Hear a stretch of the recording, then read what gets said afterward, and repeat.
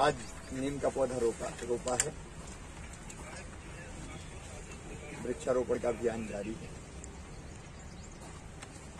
आज मैं एक बैठक और कर रहा हूँ। बांधवगढ़ की जंगल में आग लगी हुई है, बुझाने के हर संभव प्रयास किए जा रहे हैं। आज मैंने पीएस फॉरेस्ट वगैरह को भी चर्चा करने के लिए बुलाया। आज मुख्य रूप से कैबिनेट की बैठक के बाद सारे commissioner, collector, IG, SP, CMHO, CO जिला पंचायत, सबकी मैंने वर्चुअल मीटिंग बुलाई है और विशेषकर 3 मुद्दों पर चर्चा करेंगे। सबसे पहला और महत्वपूर्ण मुद्दा है कोरोना संक्रमण, उसको रोकने के प्रयास। मैंने कल ही सब जिलों को ये खबर करवा दी थी। कोरोना के एक्टिव केस वर्तमान में जो संख्या आ रही है,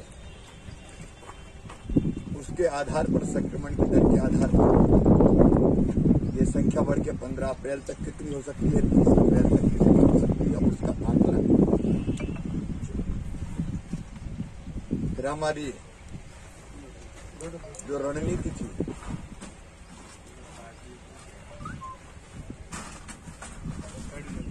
IITT, identification, isolation, testing, treatment, आज उसको हम रिव्यू करेंगे।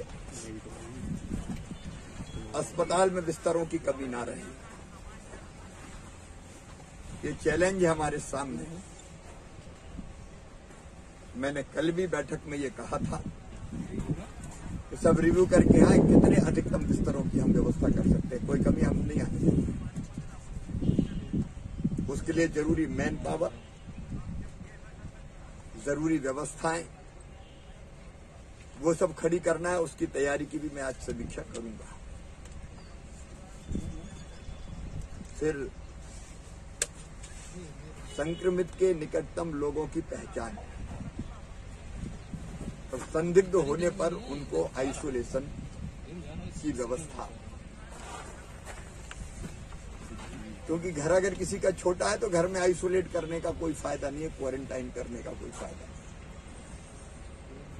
उसके लिए व्यवस्था बनाने पे हम विचार करेंगे। मास्क की सख्ती भी जरूरी है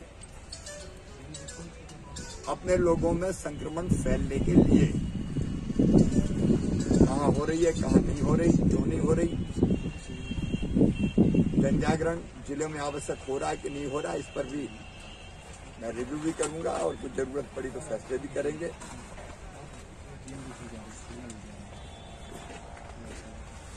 संक्रमण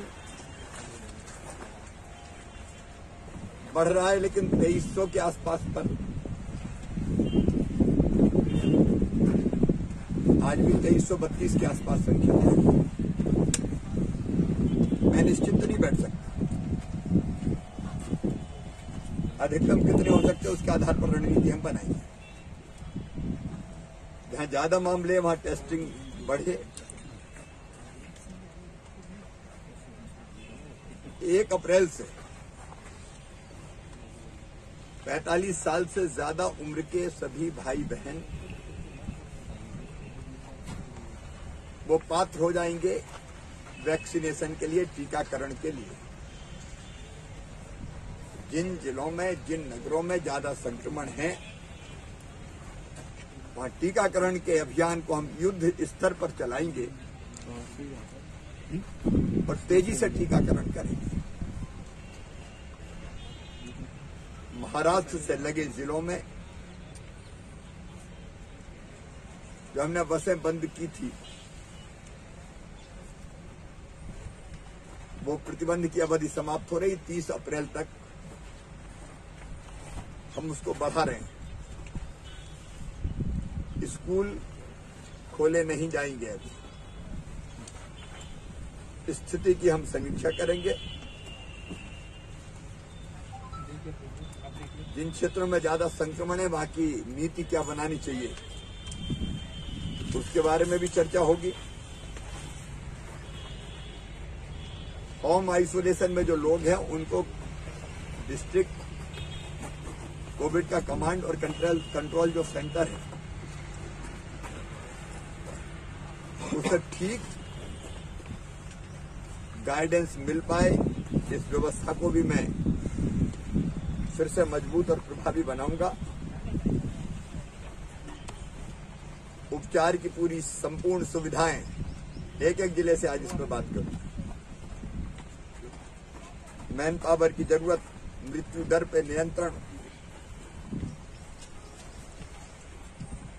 तो सारी टेस्टिंग लैब्स की भी मैं समीक्षा करूंगा। मैं प्रदेशवासियों से फिर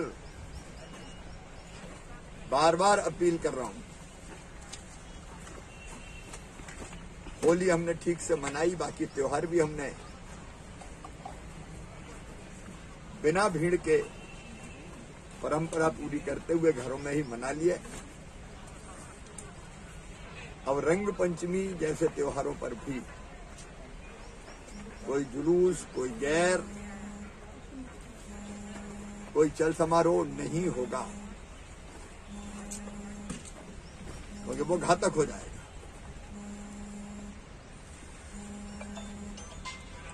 सभी धर्मगुरुओं से, सभी राजनीतिक दलों के नेताओं से, कार्यकर्ताओं से, समाज सेवी संगठनों से मेरी विनम्र अपील है, इस महामारी को नियंत्रित करने के लिए सबका सक्रिय सहयोग चाहिए।